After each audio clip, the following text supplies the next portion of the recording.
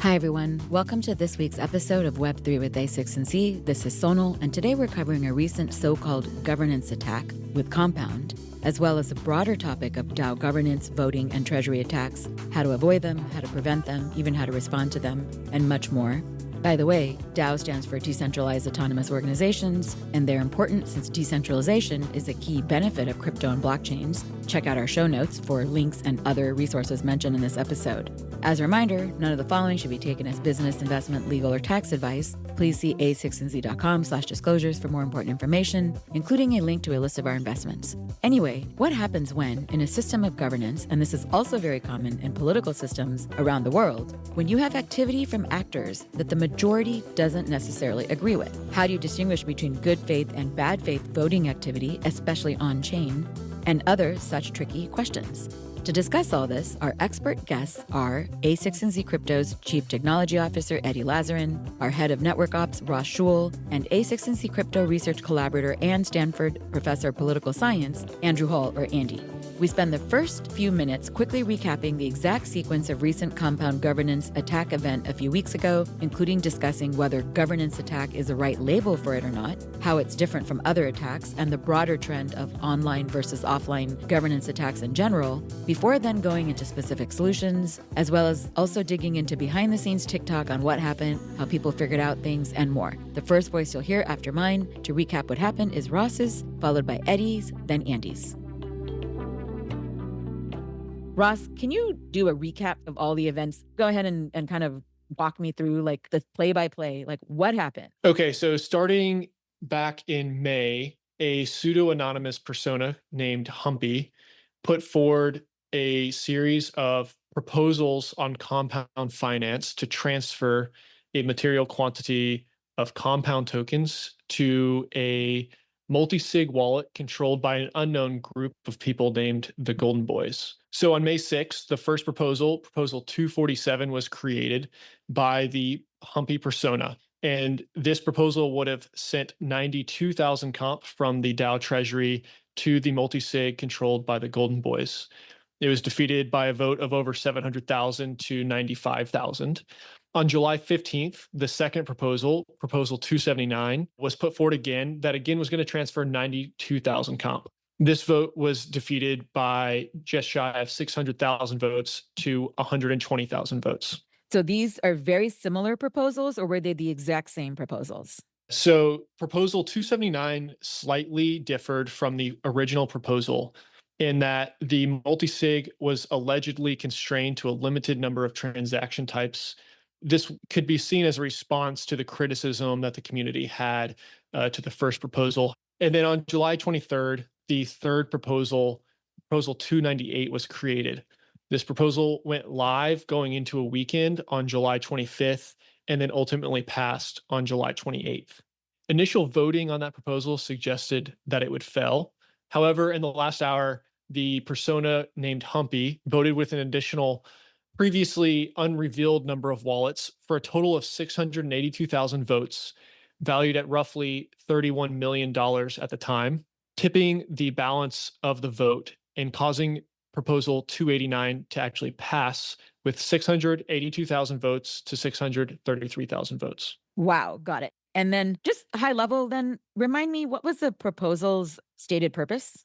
So the stated purpose of the proposal was to create a staking rewards program in which the comp transferred to the Golden Boys multi-sig would be deposited into a program called Gold Comp, which would be fully managed by the Golden Boys and earn yield on the deposited comp for the DAO treasury. And that would make Humpy the largest comp delegate, I think, right? Yeah, that's correct. After this proposal, if it had been executed, it would have moved 500,000 comp tokens over to the Golden Boys multi-sig. And this would have left the Humpy persona with a voting power of just shy of 1.2 million comp tokens.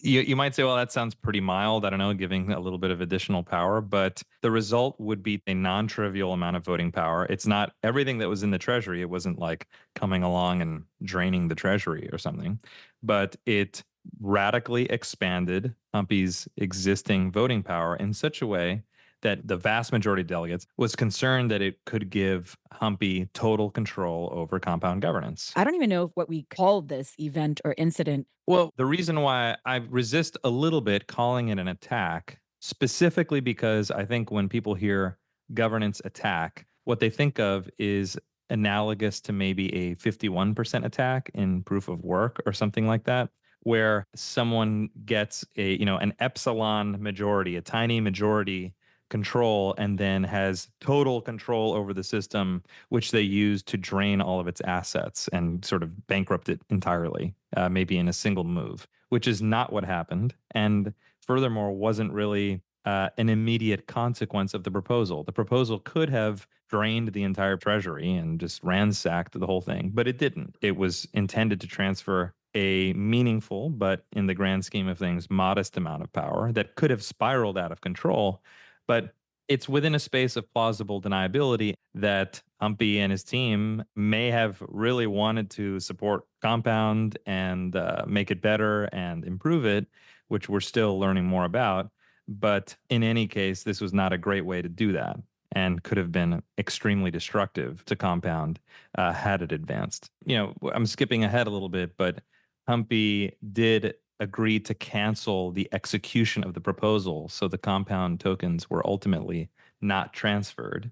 And the only that I saw, at least, because I didn't speak with Humpy directly, but the only demand that he made was that a good faith conversation occur about some specific economic changes he wanted to make to Compound. What makes this illegitimate, I think, although there's nuance here that we should recognize, is just that in retrospect, after the proposal was passed, before it was enacted, which we'll get to when we break apart the timeline, after the proposal was passed, everyone who participates in compound governance regretted it. They didn't. They realized what happened. It was something that a clear, vast majority of Compound's governance participants did not want to happen. So, an interesting question is how it came to happen, how you can end up in a position where a majority of delegates are unhappy with something that literally just happened, and the details around that. So that's what makes it a illegitimate proposal, maybe.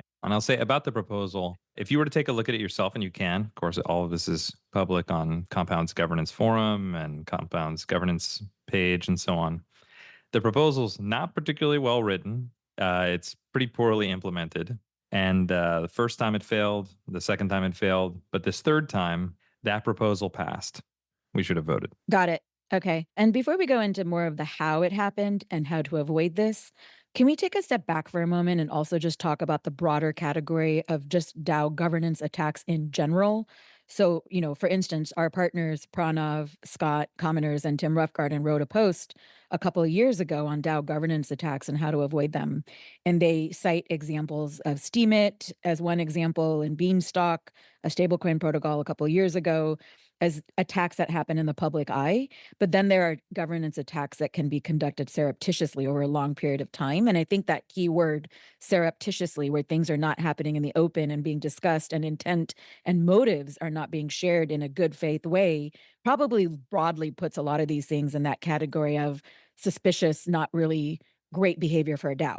Yeah, and part of what made people very negative was just that this proposal had not been well socialized. It was not socialized properly among Compound delegates. And the thing is, although in any token voting system, the vote itself, the vote that actually enacts a change on chain, is of course the culminating moment, right? It's like the moment of that governance occurs. Of course, like in any other democratic inspired system, there is a degree of consensus, rough consensus and conversation and sharing dialogue around proposals where people who are participants in the governance process agree that, even if the consensus around the proposal isn't clear, that it's been considered deeply enough and publicly enough that a motivated voter can appreciate the consequences of the vote thoroughly. Right. That's the off-chain social layer prerequisite of legitimate governance, and this didn't go through that process. Right. And just to get very bottom line about this, his entity was quietly amassing the amount of voting power, nearly 500K in comp.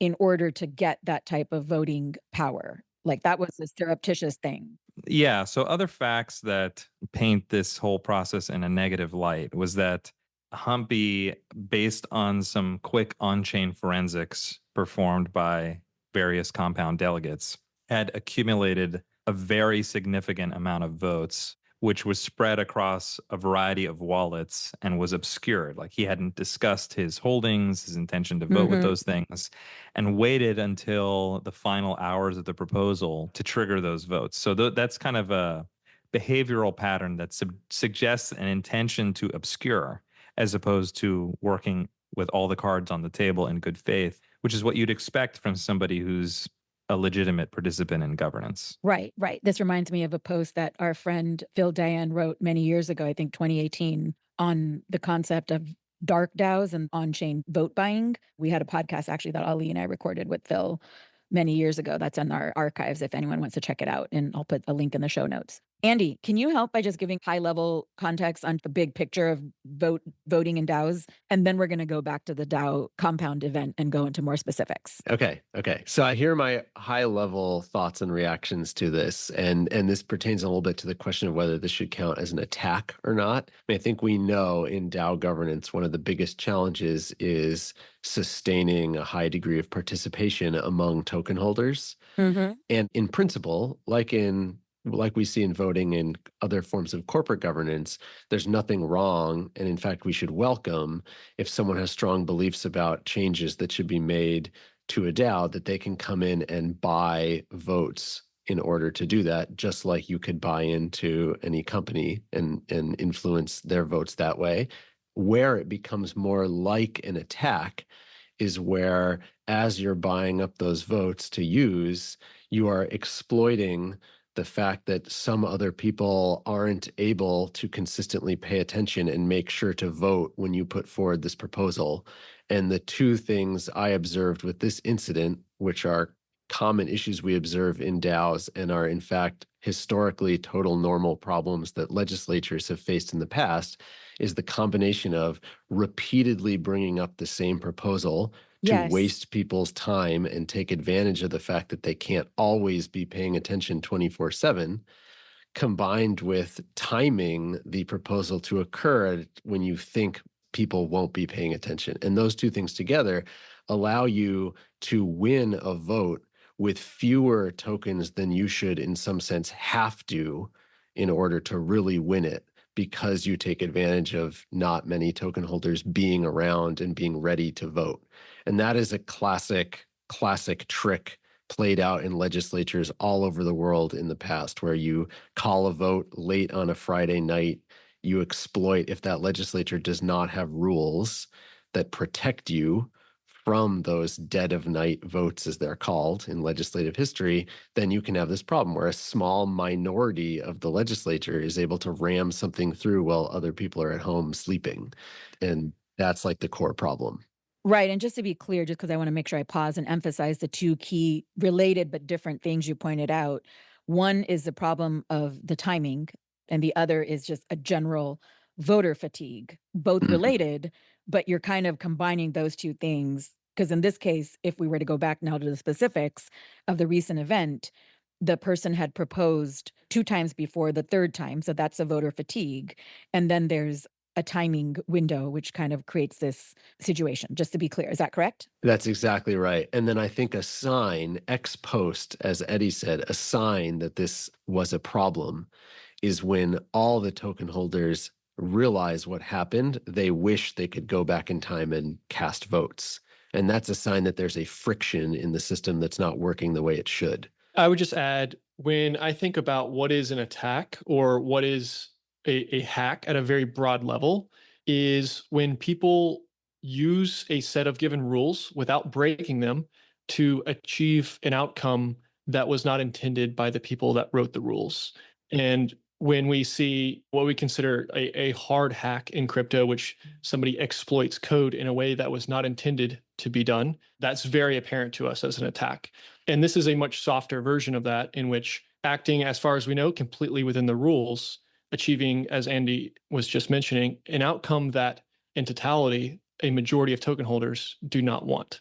And that was not intended by the original creators of that rule set. That's really helpful, Ross. So I feel like we've covered the question then of what this was. And it sounds like the answer is this was an event in a DAO where the voting proposals are being manipulated in a way to get an outcome that someone wants, but that's not necessarily the goal of the majority of the delegates. And whether or not to call it an attack is a much more nuanced label. Yeah, and in the end, I think it's okay to call it an attack, but it should be clear what that means. Okay, so then for the sake of shorthand, I'm going to go ahead and just call it a DAO attack Yeah. just because of the broader category. And also because at the end of the day, whether it's, legitimately conducted and lawfully done, and or if it goes against what the majority of proposers want and the delegates want and they would have vetoed, then I think we can just say it was like the system was being manipulated against an end that wasn't desired. So that's what happened. So after the vote passed, what happened at the governance level? So in the immediate aftermath of the proposal passing, all of the active delegates on Compound gathered both in the forums and a variety of Telegram channels to coordinate for a response. The initial defensive proposal that was generated was Proposal 290, which was intended to effectively dissolve the current state of governance and return a significant control of governance to a community multi-sig. And this was intended to be immediately executed so that the community multi-sig would have control of governance before Humpy obtained 1.2 million compound of voting power, because the concern was with that significant quantity of voting power, he would be able to continuously attack the DAO treasury and potentially drain it. Simultaneously to that proposal being created, a number of key delegates started to directly engage with Humpy to understand what exactly he wanted from putting this proposal forward. He made some demands related to installing an economic model, particularly a staking model for Compound that would connect the revenue, the cash flows of the underlying business to the actual Compound token. So there was some back and forth between some key delegates in Compound and the Humpy persona, ultimately satisfying the demands that Humpy had about having some good faith discussions around installing a new economic model. Yeah. When Humpy was talking with the Compound delegates that he wanted to talk with, he explicitly stated, as a prerequisite of his canceling his proposal, 289, he wanted there to be a governance forum post that outlined not just his plan, but the delegates' promise to debate it in good faith with him should he cancel the proposal. And that was a requirement. And so did they do that? They did that. And you can see that on the forum. Yeah. Yep. So by 5:55 p.m. Eastern Time on July 29th, one of the appointed Compound Governance Security representatives and a core delegate had posted the requested promise on the governance forum, and other delegates replied shortly thereafter. Humpy then canceled Proposal 289 early morning Eastern Time on July 30th. After Humpy canceled Proposal 289, the community no longer needed to pass Proposal 290. And so we canceled Proposal 290 shortly thereafter. Got it. What is the next step with Humpy? So, like, is that enough? Like, okay, I got what I wanted, which is I want you guys to engage in good faith, show that you're going to consider this, discuss this, engage with me about it. It's on the forums. Is that it? Like, is this going to be continue to be discussed? Like, what do we think happens next? Yeah, a couple things. So first, people are discussing that, and it's and for I'll say very explicitly, it's totally reasonable to discuss. In fact, And wasn't it actually always on the table? Absolutely. No, Yeah. it was. It's been an interesting and debated topic for some time. I think it's actually just by pure coincidence, I don't think Humpy knew this. It's actually a very good time to begin to discuss, just because more things have developed in the crypto regulatory landscape and in the legal landscape around DAOs, like the Duna, for example. Some things have happened that have changed things, and it's time to renew that discussion. In parallel, independent of that, Compound Governance will discuss a variety of improvements and upgrades to help mitigate the risks. Compound was probably one of the first, maybe the earliest major DeFi protocol with governance after Maker. It launched in summer 2020. although it has undergone a series of upgrades, there's a long way to go and we've learned a lot. So it's a great time to consider refreshing all of that. That's fantastic. And just to be clear on what the DUNA that you referenced is that it stands. Decentralized Unincorporated Nonprofit Association. Thank you. And it's been pioneered by Wyoming, which passed the new law to recognize DAOs as legal entities, essentially enabling them to operate within applicable laws without compromising their decentralization. So when you alluded to that advancement, that just happened actually earlier this year in March. Yep, definitely. And we think it's really important. In fact, our general counsel, Miles Jennings, and his collaborator, David Kerr, wrote a paper, which a lot of the DUNA framework actually includes a lot of those recommendations. But basically, it provides DAOs with the much needed protections to really help them keep blockchain networks open. And you can find the link about that in our show notes. Okay, so now let's talk a little bit, before we talk about how this was navigated, we're going to jump ahead a bit and talk about immediate solutions. It sounds that based on what you guys are saying, we've talked and written a lot about potential solutions for DAOs. I'd love to hear, before we outline what the solutions that have been discussed by the community, the delegates, our own experts, researchers, engineers, everyone in general. Andy, this was a very hot topic at our research program's Governance Week, which you curated under Tim Roughgarden's request for his research program series. And so this kind of occurred right before then, and it was a very hot topic. Would you mind summarizing some of the discussions and things that were kind of both eye-opening for the classic non-Web3 governance researchers, and then things that everyone kind of was like, oh yeah, this is so common? I'm curious for what surprised people and what didn't surprise people. Yeah, I would love to. We had a great and wide-ranging conversation, and I would say a few themes and reactions that came out. One was, gosh, this looks a lot like governance attacks we've seen constantly in the course of history. And then a realization that points to a key set of solutions by looking at what is different in old, mature voting systems versus in what we saw in Compound. And I would say the very first thing that came out was, in a legislature, you really can't bring the same bill to a vote over and over again. You usually get about one chance. You might get more than one chance depending, but you don't just get to bring it up as much as you want. And one reason for that, which is a little different from DAO governance, is that in a legislature, there's what we call scarce plenary time. You have a lot of things you want to get done, and you don't have enough time to debate, mark up, and vote on all the things you might like to get done. And so you have to prioritize. And so legislatures have developed extremely complex and important processes for deciding what gets onto the calendar and what doesn't. And a key value that has, in addition to prioritizing, is preventing these sort of, you might call them spam attacks, where someone tries to take up all of your plenary time on something that is of value to them, but not of value to you. And you have to waste immense amount of time beating that proposal back over and over again. So that's just not allowed. Yeah.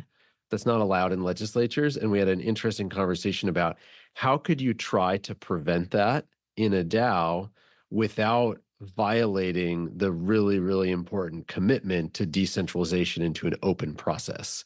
And you can see how it sounds a little paradoxical. We want to take this democratic process and then somehow use it to forbid certain proposals from getting votes. That's Right. difficult to do well. And what we settled on as something worth exploring, there's a lot more to hammer out here before, being sure it's the right path, is what if you had an elected group of people and that election was at the will of all token holders that would then decide whether something was ready for the agenda, or maybe would decide when something was clearly malicious.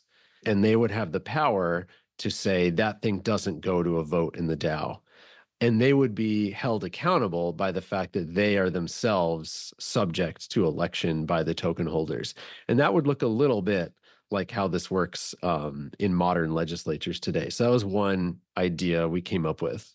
In crypto, we try very hard to preserve the permissionlessness of these systems, right? That's a critical part of Exactly. their being decentralized. The fact that anyone can come along and acquire some tokens or become a delegate and so on, entitles them to all the powers and privileges of the governance system afforded to the token holders. That's really, really attractive. But some very crypto people would have considered, in hearing Andy's description there, oh, well, those systems, those intricate, complex systems to prioritize plenary time, that sounds like a way that someone could reintroduce centralization and compromise the trustlessness and permissionlessness of the system. You could imagine someone taking advantage of these intricate rules in order to create a different kind of exploit where they seize control of the governance system. So you have to be very, very, very careful in terms of re-engineering things to simultaneously avoid some of the attacks that are made possible in the permissionless setting without compromising the permissionless setting. Eddie, you just answered the question I was about to ask right after Andy's question, which was like, how does that avoid becoming centralized? Like, because the whole point of decentralization is to be decentralized. Totally. So an example, just to kind of unpack one way this council could work that Andy was just describing. So a disadvantage of the permissionless setting is you could have Sybil attacks, right? Imagine that the council says every distinct address is allowed to propose one proposal per month. Well, that would be totally trivial to circumvent because you can make as many addresses as you want, and that's a inherent property of the system. What if on the other extreme, the council says every single proposal must be permitted by us? So you can make as many proposals as you want, but it will never come to a vote unless we agree. Then you might say, oh, well, they can therefore block proposals to replace them. Right, they can seize control by simply vetoing any democratic attempt to replace the committee. But one of the interesting properties of blockchains is that you can allow the blockchain, through its programmability, to be a trustless intermediary. For example, you could make a special exception in the governance contract code that any election to replace, or any proposal to perform an election and replace the committee, could itself be unvetoable by that committee, and that proposal could happen at most, once a quarter or once a year or Right. some appropriate time. So you can hardwire into the system controls that actually wouldn't even be possible in a traditional governance setting. Because you Right. could Right. imagine, like in a contemporary governance, a state legislature, you could imagine someone, completely running roughshod over the rules and requiring the intervention of courts and so on. And of course, there's checks and balances, but ultimately, each of those parties have to be trusted. And that's what makes the whole thing a trustworthy system. What's interesting in the crypto setting is you can have a smart contract recognize that this is specifically a veto council election, and therefore no one can stop it. So you have some additional tools at your disposal to consider designs that maybe wouldn't be viable in the real world, at the same time that certain risks like Sybil attacks, which are harder to pull off in a governance in a state setting, are risks. Right. I mean, another way to think about it, just based on what you were saying, because I was actually thinking the United States government's checks and balances system is like, could a president just vote themselves into like endless terms? Like, we'll have no term limits and you can just be president forever. But there are obviously checks and balances that exist to prevent that happening. The other way to think about it is that by hardwiring the checks and balances into the code and the smart contract specifically, you kind of also make that type of system much more efficient versus like very drawn out and having to be like endlessly debated. The act of even being able to do that, like all that has already happened front loaded, so that when it's hardwired into like that smart contract, like this is a special exception that you mentioned, it's another way to keep that kind of thing very efficient. Tell me if I'm wrong, but that seems like another distinct advantage over a real world system versus in this setting. I would say, in terms of things that were surprising for the governance visitors, this was really high up there. Like, this is something very special that you really can't do in the real world. And I agree on, it could be more efficient. It also might reduce uncertainty. I think a great example from the US government that's so different, when we look at legislatures, we tend to think they really can't commit to a special rule like this special rule that the committee's election is not subject to this veto, because at the end of the day, the majority of the legislature can always vote to change anything they want. Like when you go Exactly. all the way down the turtles, the deepest turtle down is majority rules. And if you look, for example, at the filibuster in the Senate, it hangs on in this very fragile way. And there are certain types of bills already carved out from the filibuster. So for those bills that are carved out, they're not subject to the 60th senator's, sort of implicit veto. And who decides whether a particular bill qualifies for these carve outs or not?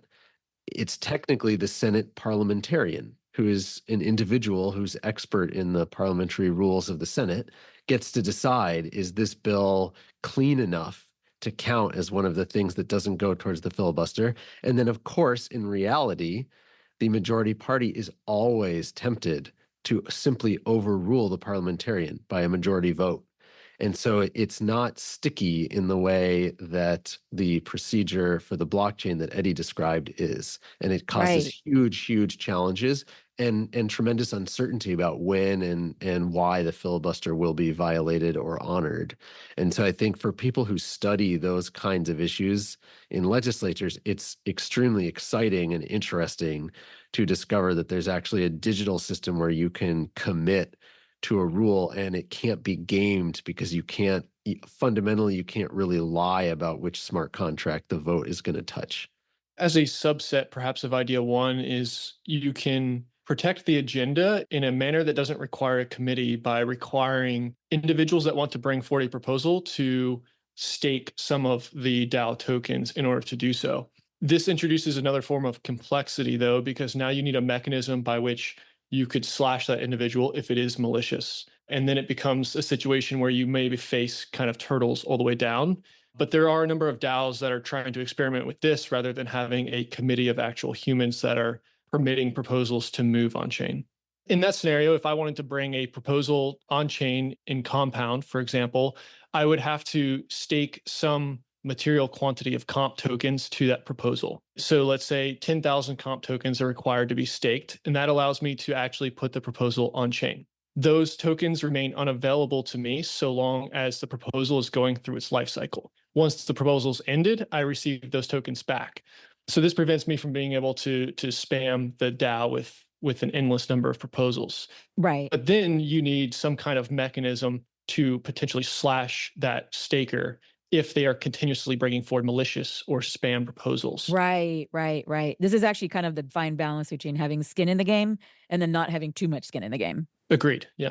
Yeah, and that's an interesting design path, and we've been debating a little bit. It does introduce a risk as well, because you could end up in a setting where a governance attacker could use their majority to slash their honest opposition, and thereby compound the advantage that they've accumulated. So that lends down a rabbit hole, but of course it does have some advantages because you can impose costs on bad behavior, which is a useful tool.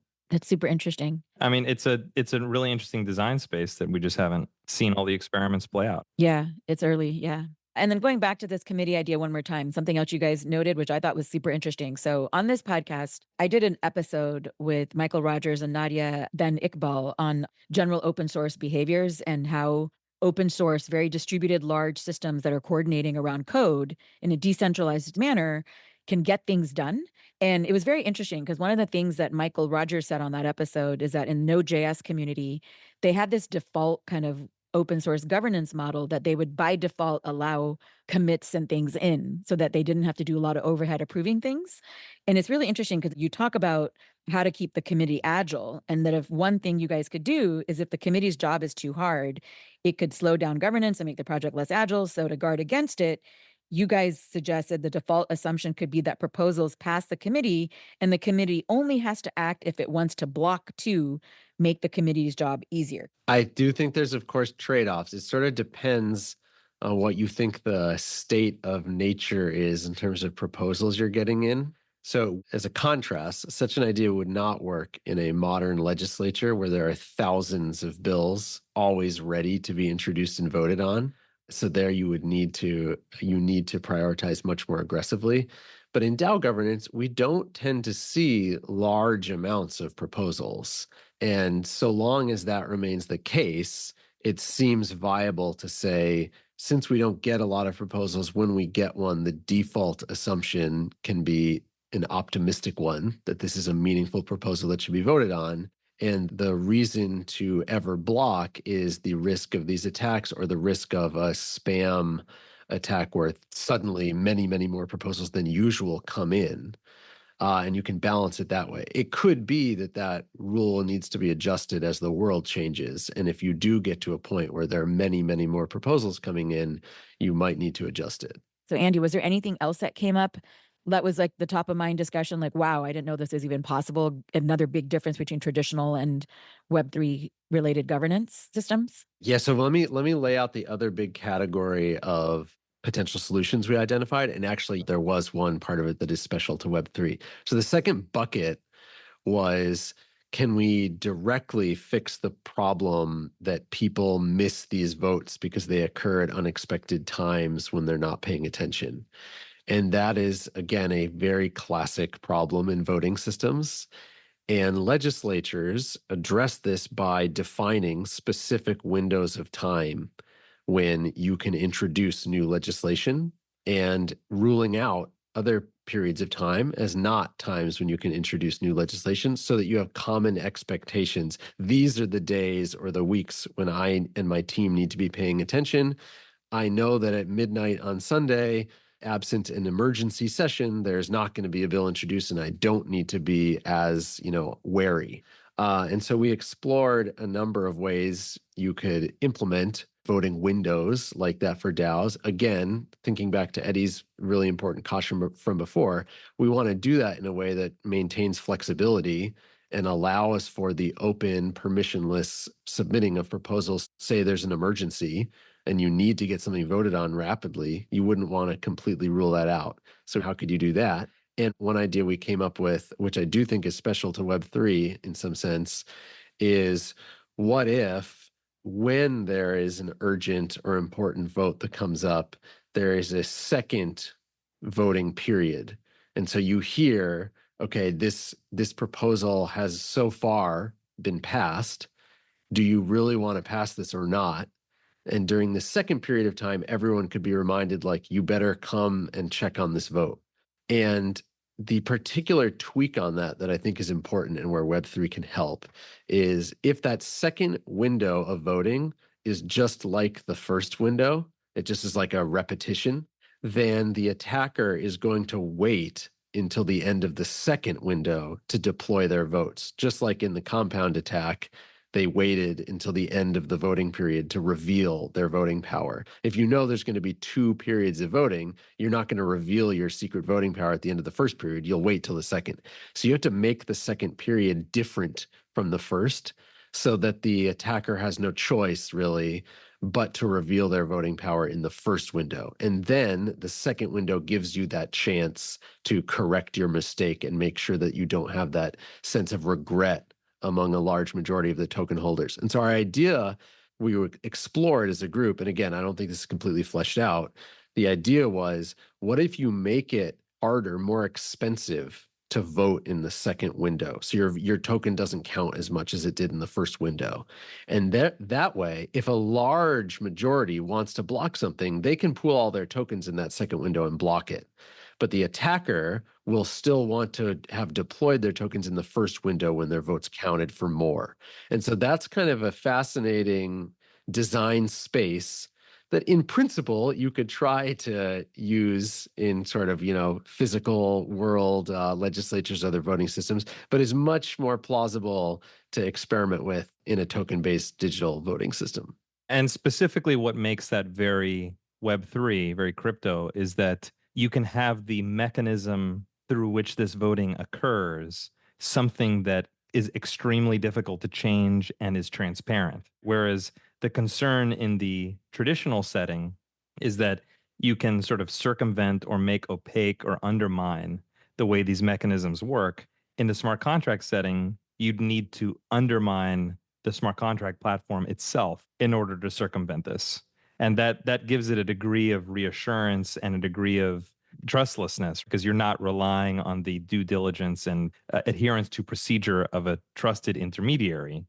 You're handing this off to a computer program that no one can interfere with. It's a super good point, and the same as the first idea. I think that's something very special that if you tried to implement something like that in a legislature, and then you had a majority that wanted to do this malicious thing, they could absolutely, by majority rules, overturn the rule that in the second period the voting rules were different. You could never commit to that second group of voting rules again because the bottom turtle is always majority rules voting. So I think that is, yeah, definitely very special possible piece of the Web3 governance system. That's super interesting. Anything more to say on time delay? I mean, I can just say about the timing games. These are pretty well appreciated, and I've seen more contemporary governance modules like smart contracts that manage governance are beginning to take these into consideration already, independent of this event that occurred with Compound. The summary of it is just that, of course, what an attacker will do is wait until the absolute end of the voting period in order to reveal their full voting power, which means that reasoning about the tally as it proceeds is useless, right? Like of course in the naive or optimistic setting, people are coming in and voting over a few days and you're kind of observing the tally and potentially learning from that and deciding how to vote. But in the attack setting, the tally is useless until the exact last second. Right. And that's just very counterintuitive. And I think it should be obvious to people, even people who aren't experts on contemporary state legislatures, that that's not really a viable attack in a state legislature. That's why, like English auctions at Christie's and stuff, they'll say, going, gone. They'll kind of like continue to delay the end because you may need to react to information that comes in right at the end. So more contemporary designs introduce either the two stages that Andy described earlier, or might extend the voting period should the outcome change because of new votes that came in, or other things like that. You could also imagine some of the private voting systems that we've implemented actually obscure the tally as it's proceeding, right? Like this is Cicada, that's one of our open source projects, obscures the tally until the end using a variety of cryptographic tricks so that might motivate people to vote no matter what, whether it's early, late, congestion doesn't matter. You should just vote because you should indicate your outcome, as opposed to potentially not voting because it looks like it's going to end up one way, right? So it avoids the risk where the tally is misleading to people who don't appreciate the game theoretic consequences of the timing games. This is kind of is the idea that you alluded to in Cicada, which was the time lock puzzle. Yeah, the time lock puzzle is the mechanism that avoids revealing the tally until we know the tally is complete. Right, exactly. This is definitely a surprise to the Governance Week visitors was, oh, the votes are revealed publicly as they go. That's kind of weird. And like Eddie was saying, the tally can affect people's beliefs and affect behavior in kind of suboptimal ways. And many countries across the world have laws specifically aimed at keeping the anticipated results of the vote tally secret on the day of the election for exactly this reason. One of the things you guys all talked about was the voter fatigue and how this went through 2 times and then the third time it passed. But that, I just want to make sure this is not hidden behind the phrase voter fatigue, which is such an innocuous phrase. It's actually quite interesting because what we were just talking about, the time lock puzzles, that a competent attacker would wait until the last second to vote and to reveal their full power.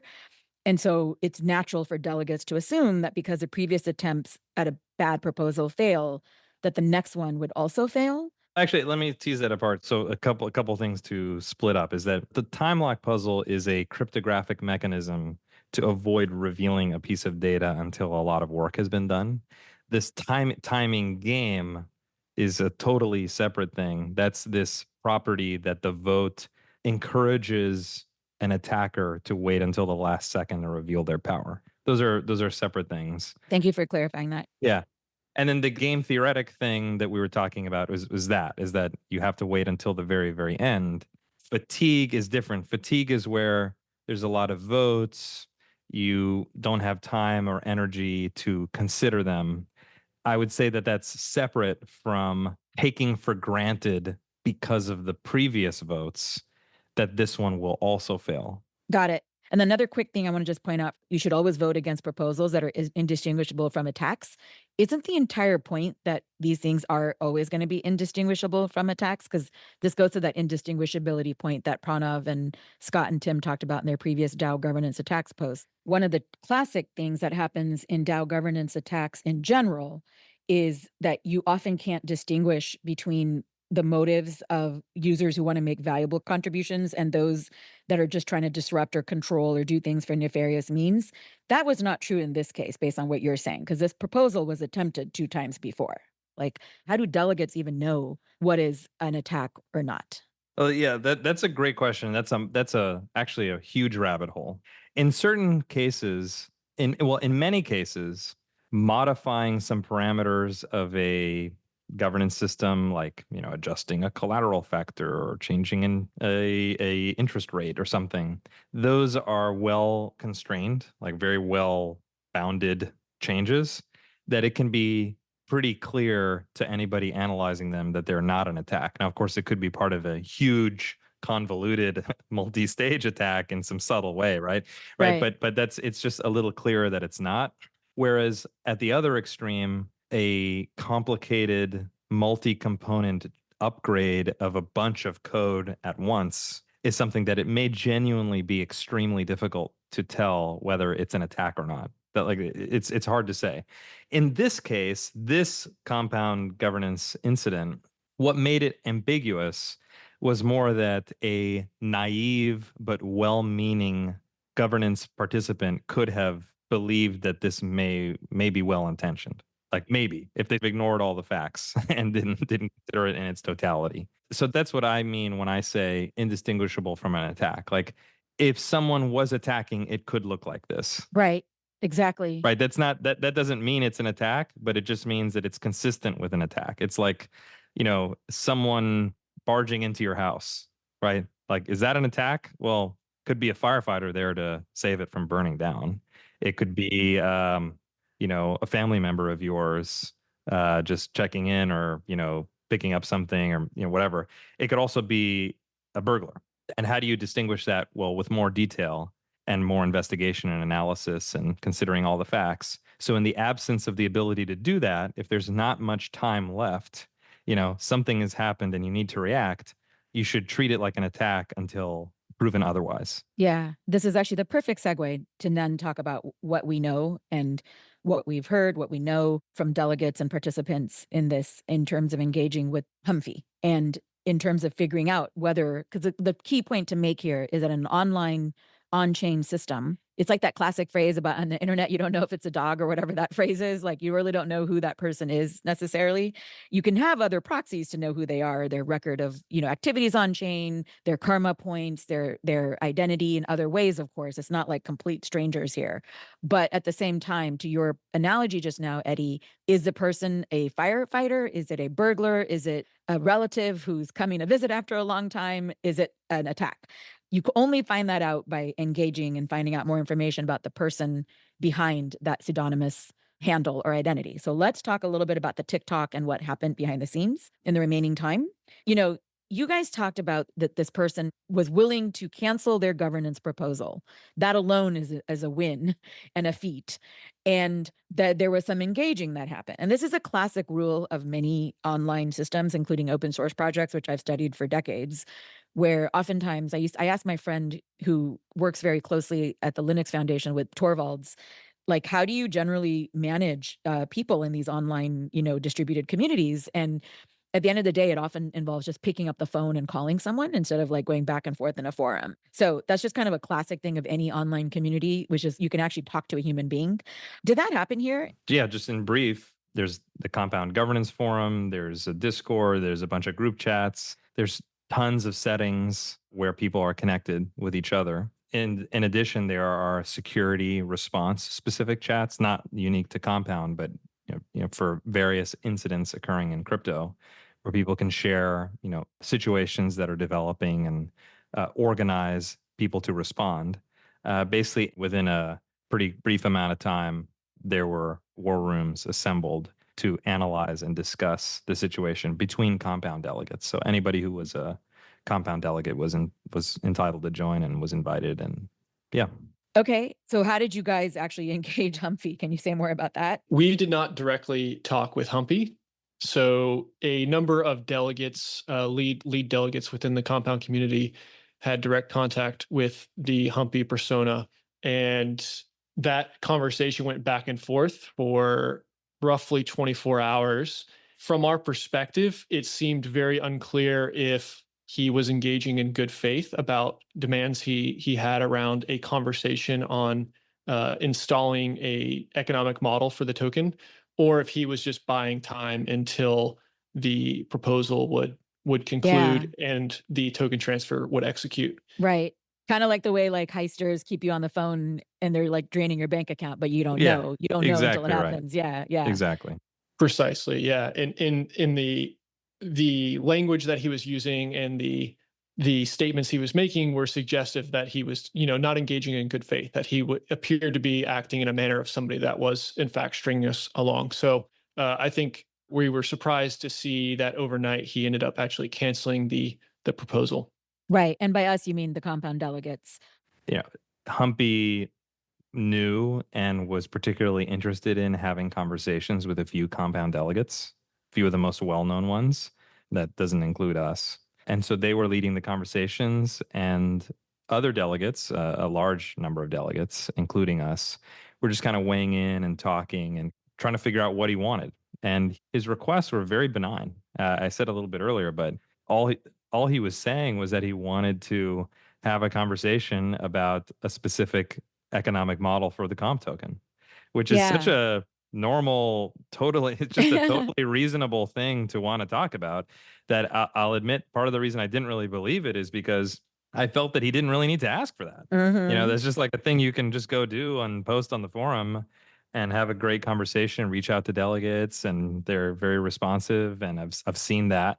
So yeah, I kind of didn't believe it for that reason. It's like, why would you need to do this to get access to this like very available thing? Yeah, it actually reminds me of how in a lot of social systems, the people who feel they have the least power feel they have to act in a way to gather power, i.e. in this case, more voting tokens, because they don't have the social skills to do that well. It's kind of interesting. Yeah, totally. Yeah, maybe that's what happened. So at the same time that the delegates were discussing in good faith with Humpy his economic proposals and how we could talk about it and figure out some details about how it might work, we were also preparing a series of defense maneuvers to make alterations through subsequent governance proposals to compound governance in order to minimize the risk that if Humpy and his group had amassed a very large portion of new governance power, the rest of us and the rest of token holders, who still constituted a very meaningful majority, obviously, would be able to ensure that those proposals went slowly, step by step, and had broad agreement.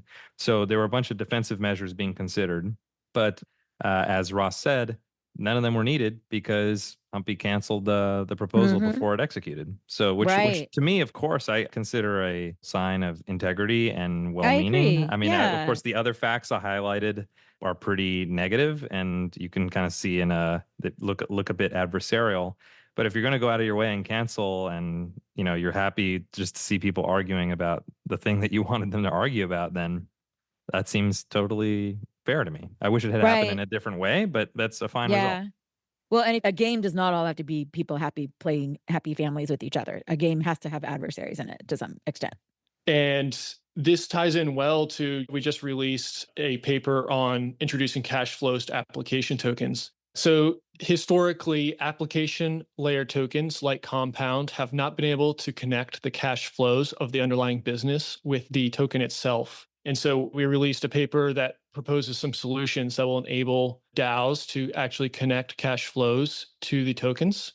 This is probably a trend that's going to continue into the future, which makes all of the kind of solutions that we've talked about today important for DAOs out there to consider. I'd say the thing that Humpy wanted was which I'm just restating part of what Ross said here, but the thing that Humpy wanted was for there to be a connection between the yields of the compound of the protocol, or compound accumulates fees that it holds for a variety of purposes, including the safety of the system. But it collects these fees and it doesn't distribute them to token holders. And for a variety of reasons, it has not been feasible to do that. He wanted to do that, and there ensues a debate about how to do that. This is the proposal about staking rewards for the token holders. That's right. Okay, last question I want to ask. Can you guys explain the multisig? So one thing that was very interesting to me is that, Golden Boys, the group that you guys said is the group that Humphrey is part of, is that they were moving the tokens to Compound's treasury to a multisig that was under the control of Golden Boys. And that one of the things that happened after the vote passed is that the delegates agreed that the simplest and strongest thing to avoid a permanent governance takeover, because again, it didn't happen, but if it had, would be to transfer Compound's governance control to a multisig before Humphrey's voting power became available for the next proposal. So the delegates submitted a defensive proposal, Prop 290, and all the Compound delegates supported that. Can you guys explain a little bit of multisig? Because my understanding of multisig is it's actually a check and balance itself in terms of holding who can make actions and and act on behalf of stakeholders. So talk to me about the multisig, guys, and can someone actually also quickly define and explain very briefly what a multisig is? Well, it means like a wallet or a smart contract that requires multiple signatures, hence multi-sig, in order to execute itself, in order to do a thing. Yeah. That's all. The analogy when I think of multi-sigs is like when you have like Mission Impossible movies and you need like 5 different people to put their hands, their eyes, their key, turn the lock on a nuclear code. That's what I think of when I think of a multi-sig. Yeah, it's exactly like that. Of course, it's programmable, which means it can be very nuanced. It could be like 3 of 7 or like 5 of 11, but like one person is required, whatever, right? Like it can be arbitrary in its design. But so there's 2 multisigs in this story. One is the Golden Boys multisig, which had a variety of people selected by Humpy. I don't really know who was on that, and that some Compound delegates reached out to various known members of that multisig. But I think in the adversarial setting, the assumption is that the members of the multisig could have even been fictional non-people selected by Humpy, or just sybils of Humpy, like that is to say, just multiple of Humpy's wallets, in order to create the illusion that the Compound tokens were being transferred to a trusted group as opposed to his unilateral control. Right? Like, why did he have this Golden Boys multisig? Well, so it looked like he was transferring it to a diverse group of interested Compound stakeholders, as opposed to having it look like they're just going to his wallet. So that's Humpy's Golden Boys multisig. I don't know. And again, I didn't investigate, so that's just the worst case assumption. So that's one of the 2 multisigs, and the other multisig? The other multisig was this is a little nuanced, but basically a moving the control over Compound's governance to a council so that the votes themselves wouldn't trigger outcomes.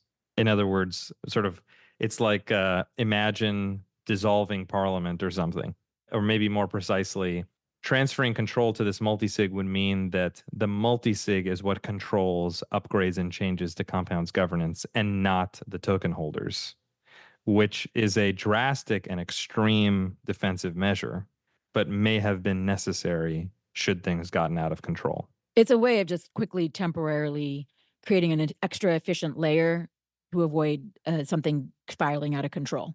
Yeah, and of course, passing that and making that change itself required a vote of a majority of token holders.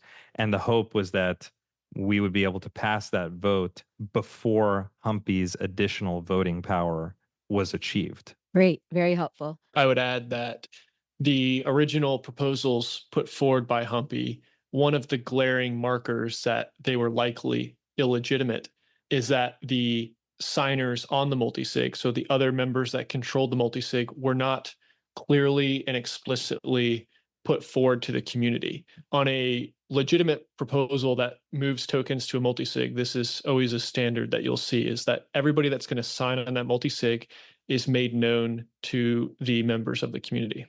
That is super interesting. I had no idea. That's so interesting. It's such a fascinating discussion because this is always the case, and this is what always fascinates me about all things crypto on chain and off chain is that there's always a combination of a social and technical layer at play, and this is just such a great example of that. I agree. That's super, super interesting. Yeah, I agree.